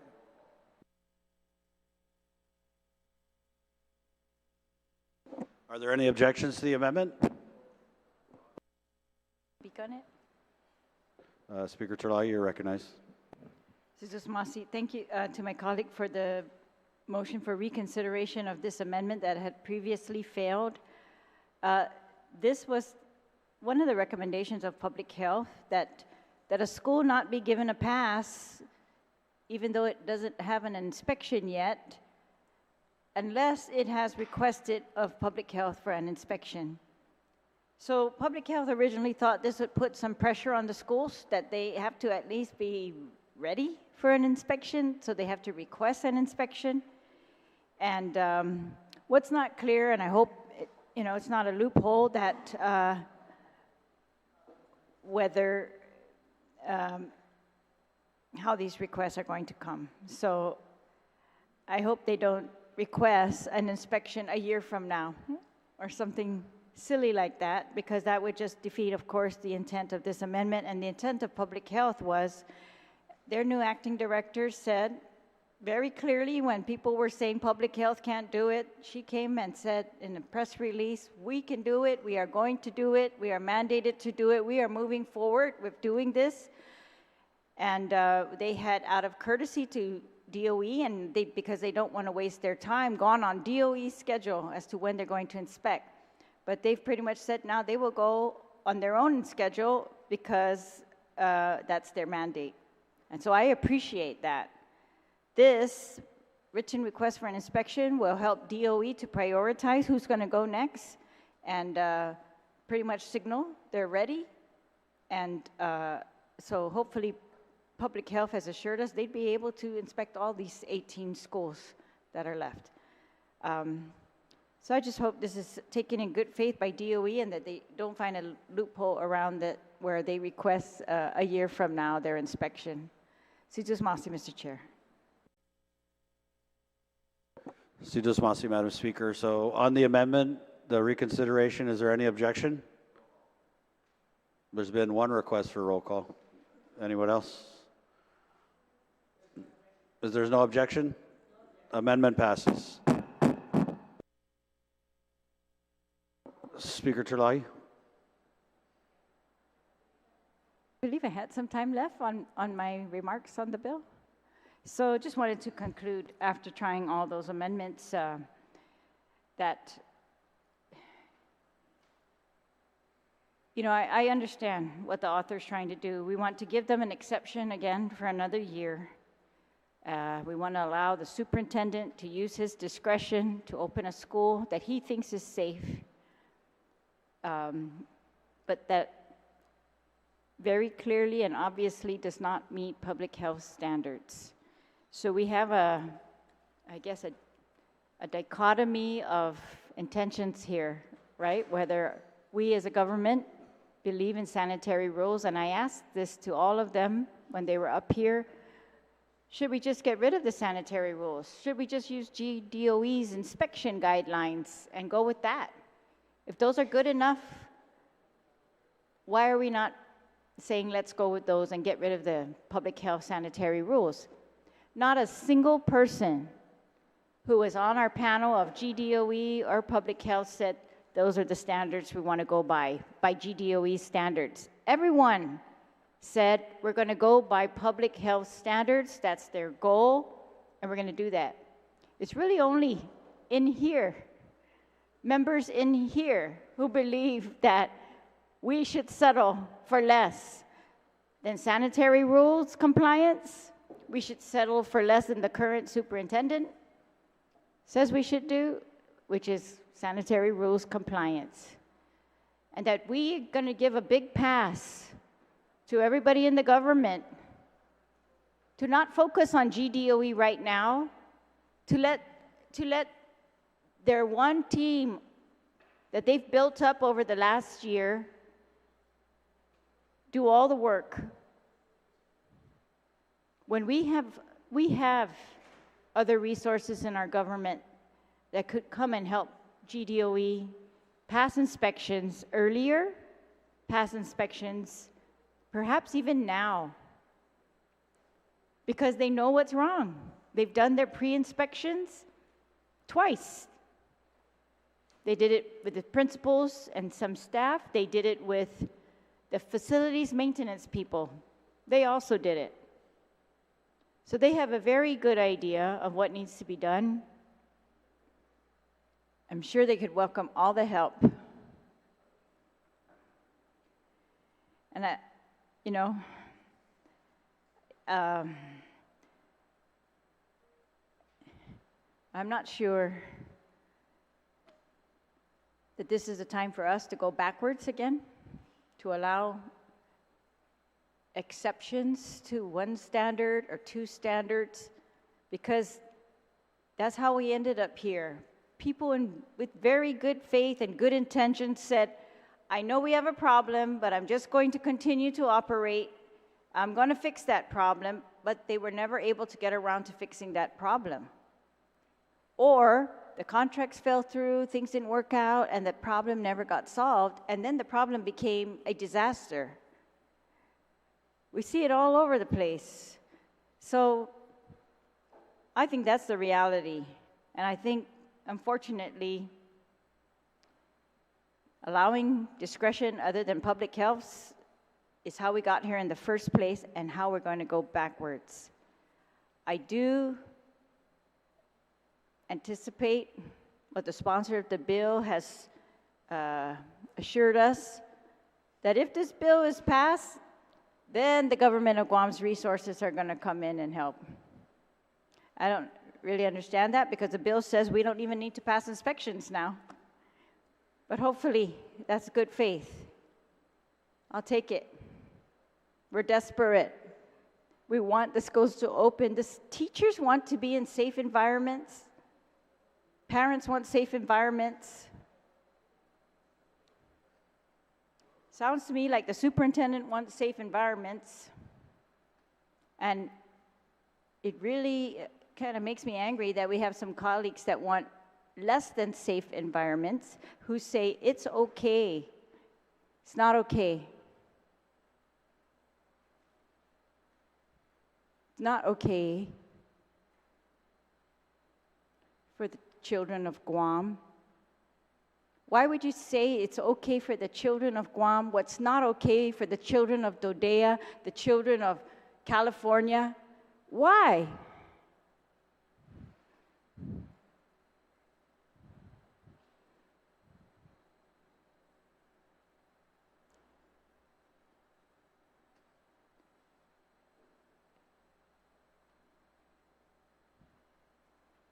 So I just think the real solution is fix the schools, not do what we've done in the past. Thank you, Mr. Chair. Sidus Masi, Madam Speaker. We're on the main motion. Is there anyone who wishes to speak on the bill? Senator Blas? Thank you, Mr. Chairman.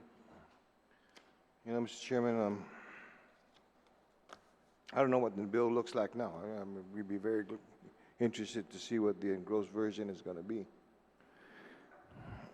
But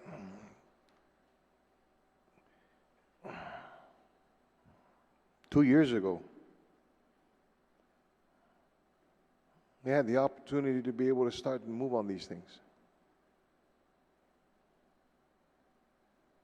2 years ago, this administration decided to take money away from repairs that were necessary, that could have been done, that could have been taken care of, and use that money elsewhere for political expediency.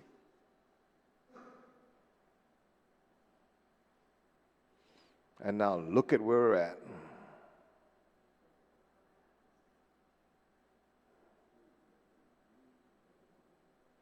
So this wasn't just 1 year, this was 2 years ago.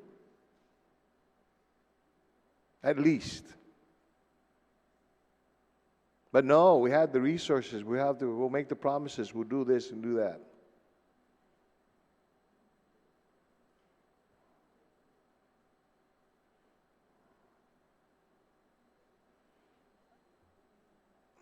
It's just,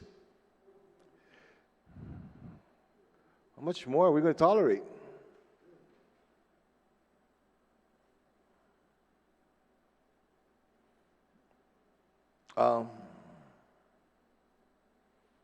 And now we've spent the better part of a whole week trying to fix something, first off, that, and I don't agree with the notion that this legislature was at fault for any of the things that have occurred within the GDOE. We have gone above and beyond. We've gone back. We've been over backwards. We've been, tell us what you need. Tell us what you want. Where's your scares? Give us a call. Talk to us. Don't worry, we got it.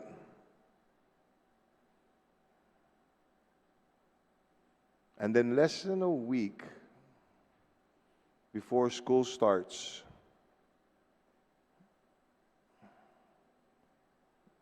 you place the onus on us to dig you out of the hole that you place yourself into.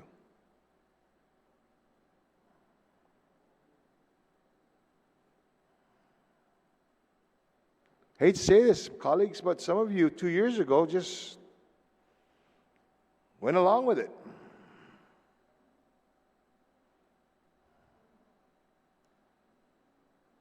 Don't worry, they'll make up the $21 million. Remember that discussion, $21 million?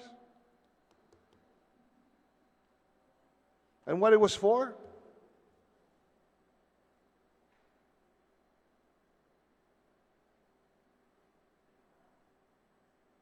And now who's left holding the bag?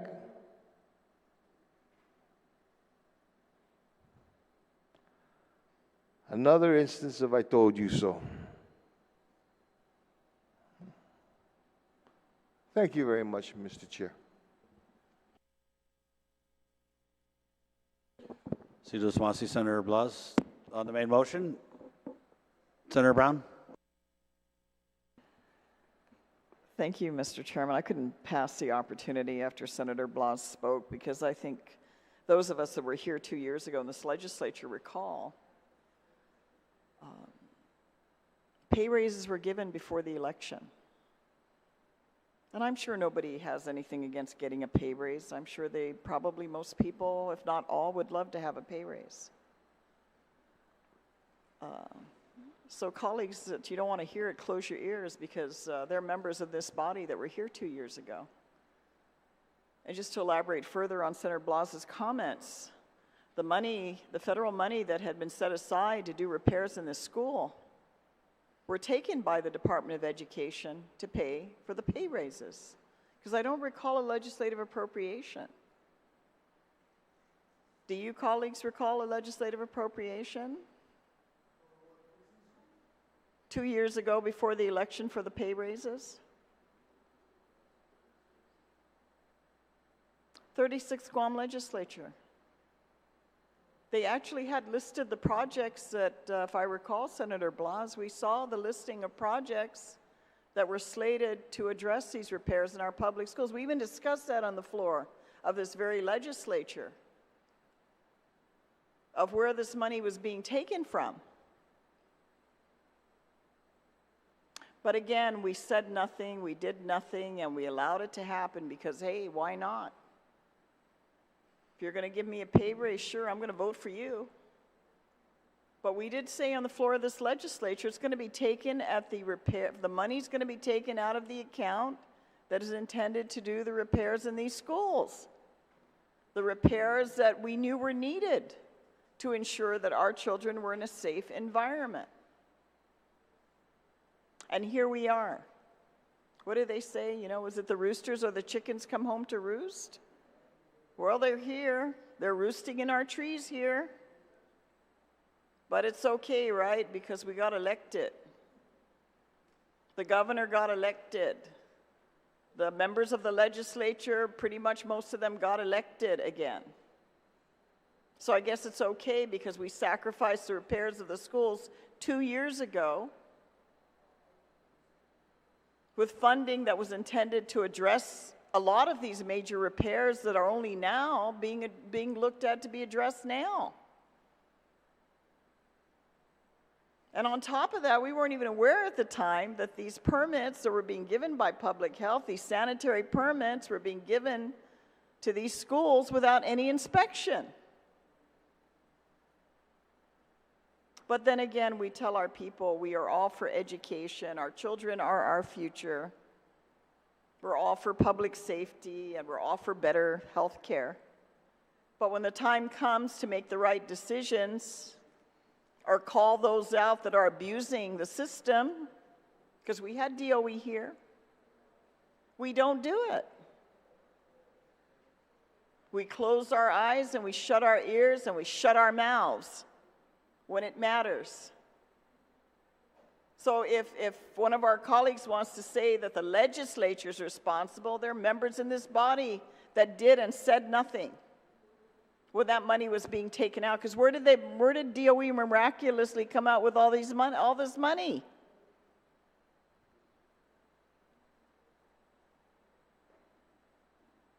So yeah, that's the reality for colleagues here that said and did nothing about it. Because we got what we wanted, right? People at Guam, I hope they got what they wanted. Because look at where we're at now. And we talk about our children being the priority. So I just wanted to provide that comment just to elaborate in case somebody forgot in here. Knowing full well the money was being taken because, you know, Senator Blas, as we recall, there was a list of those projects that were going to be funded for repair. But I guess that wasn't important. And they could have had a 2-year head start on addressing these repairs where money was set aside specifically for that purpose. So thank you, Mr. Chairman. I just wanted to make those comments since I know, you know, maybe Senator Blas is a lot more tactful in not wanting to relay the details of that particular situation, since the majority of us that were here in the 36 are still here today. Thank you for the opportunity to comment on this bill. Senator Brown. On the main motion, is there anyone who wishes to speak on the bill?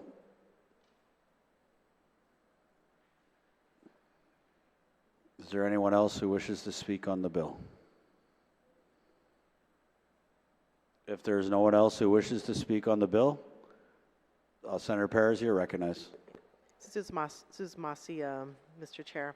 Yeah, and I just want to make a comment that, you know, there is a third way. It's like instead of, you know, exempting schools, right, from these health inspections, I think, you know, in looking over the self-inspections, a lot of these schools are pretty close to passing. I think given another week, they can make it. I mean, we just had one school pass today, Truman Elementary. So I feel that, you know, maybe a delayed school, I know this wasn't something that was recommended by the superintendent, but I think, you know, considering that they did not use the authority to open a school when it failed, I did point out that for that reason, they may just have to delay the school because they're not going to open the school when it fails. So I think that they have the resources now. They're almost passing. A lot of these schools are close to passing. They just need that extra time, I think, to make it happen, to meet these sanitary requirements that allow our students to have a safe educational environment. And I think, you know, that's really critical. People think that, I mean, it's been said on this floor that, you know, we just need to get them in there so they can learn. But again, we're forgetting that the conditions of the classroom affect the learning. It affects the teaching also.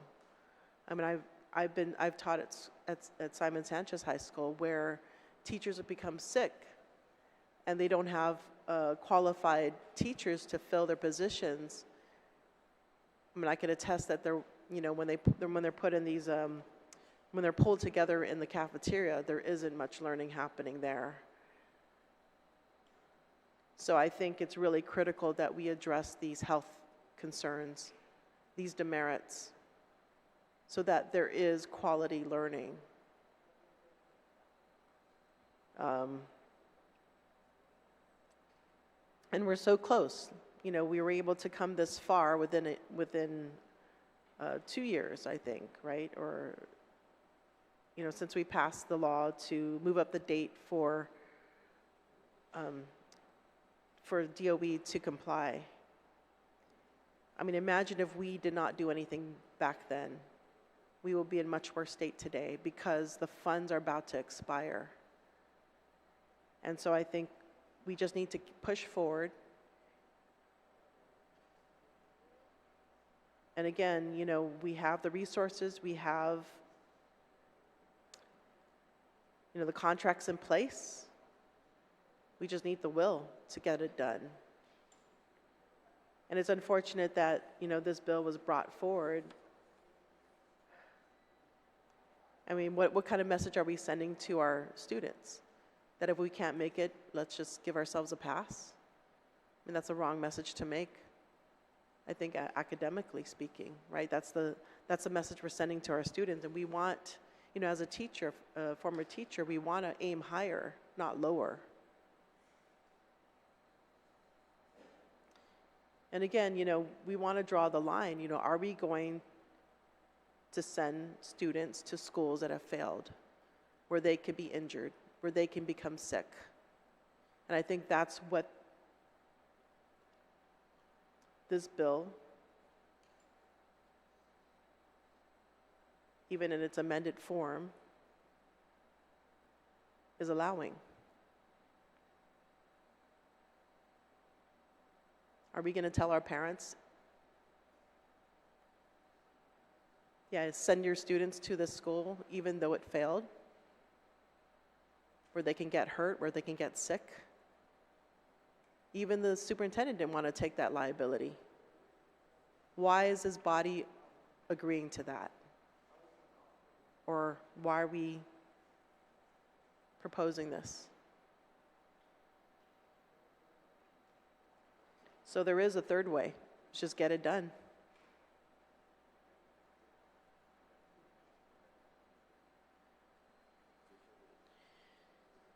Yeah, I've said many things that, you know, we need to draw the line. We need to make sure that we are going to hold ourselves accountable to ensure that these schools are safe for our students, are safe for our teachers, our staff.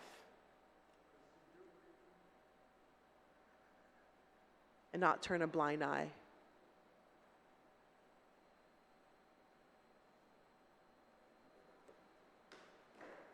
So thank you, Mr. Chair. Senator Perez on the main motion. Senator Fisher. Thank you, sir. What? Oh, okay. Sorry about that. Yeah, thank you, sir. The schools are safe. Superintendent said that. Nothing's going to fall on the kids. Nothing's going to hurt the kids. The superintendent said that. I believe him.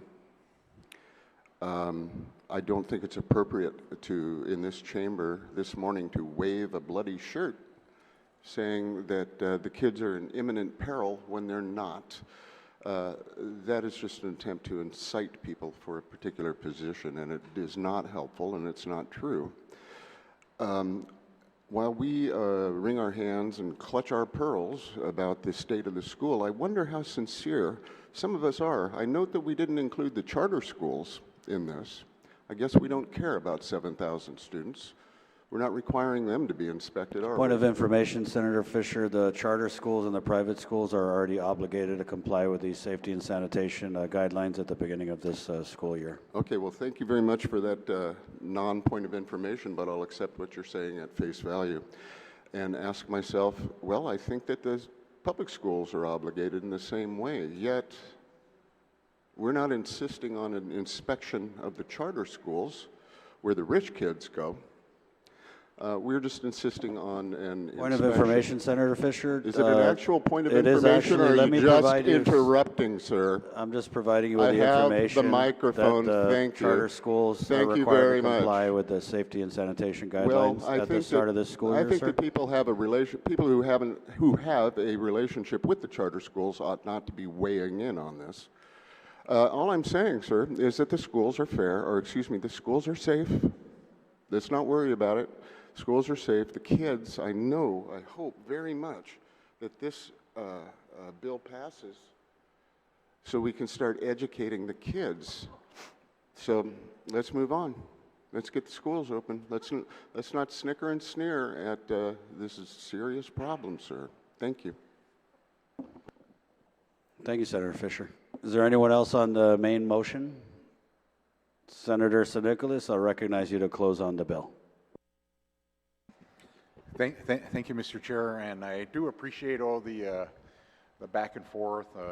You know, the thing with is we all are looking for that silver bullet to make the schools better. But like again, this bill puts faith in in the people that we entrust with the system, puts faith in our community that we're all going to come together to make things right, to allow our schools to open so that the kids can get an education.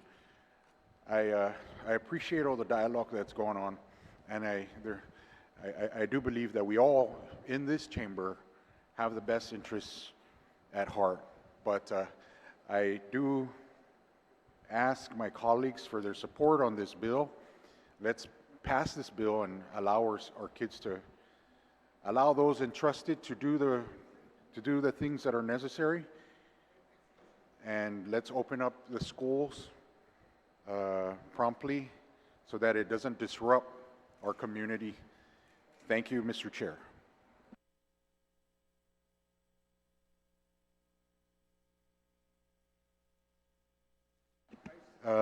Yes, thank you, Mr. Chair. And with that, I'd like to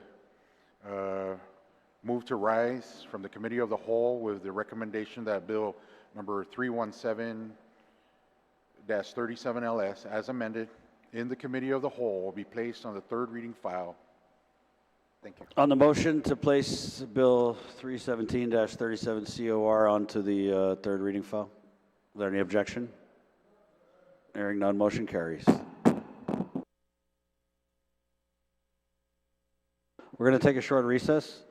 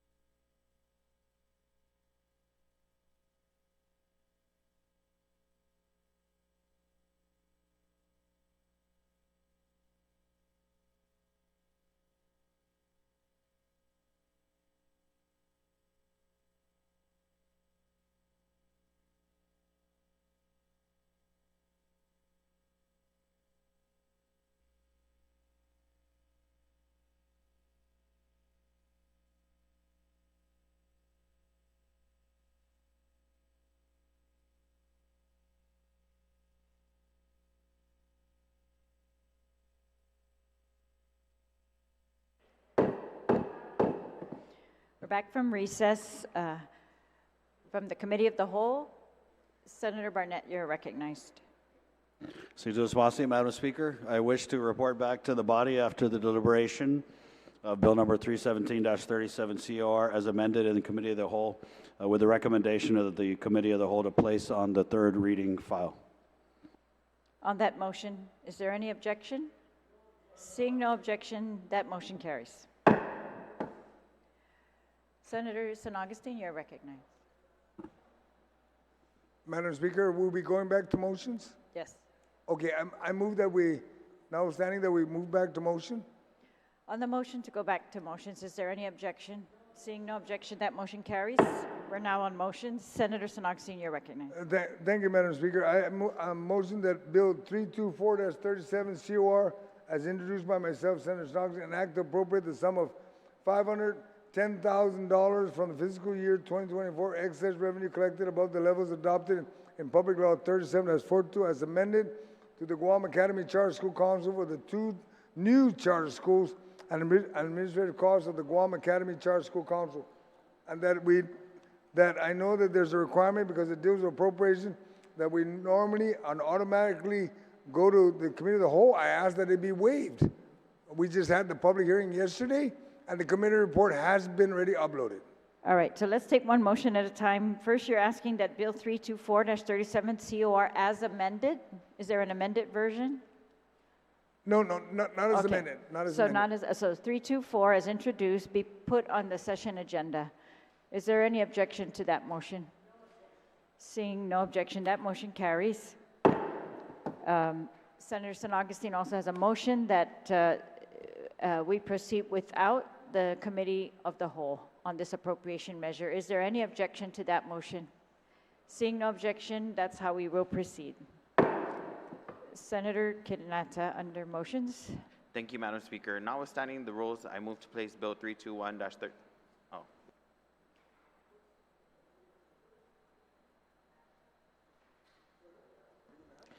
Thank you, Madam Speaker. My apologies. Notwithstanding the rules, I move to place Bill 321-37, an act to appropriate the sum of $7 million. Ma'am, can you have order back here?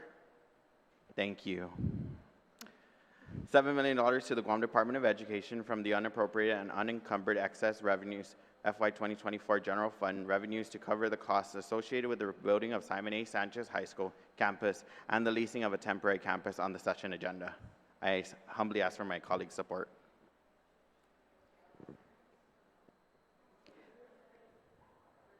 Could you please report on the status of this bill? The committee report, and there was a public hearing was conducted, and then the committee report is already available on the website. All right, there's a motion to place Bill 321-37 onto the agenda. Is there any objection? There's an objection. All in favor, please raise your hand. Motion fails. Sure. All in favor, please raise your hand.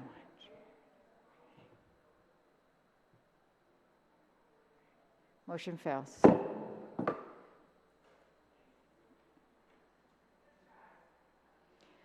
All right, so is there any other motion under motions? If not, we'll proceed to second reading. And Majority Leader, is there a motion or shall we proceed?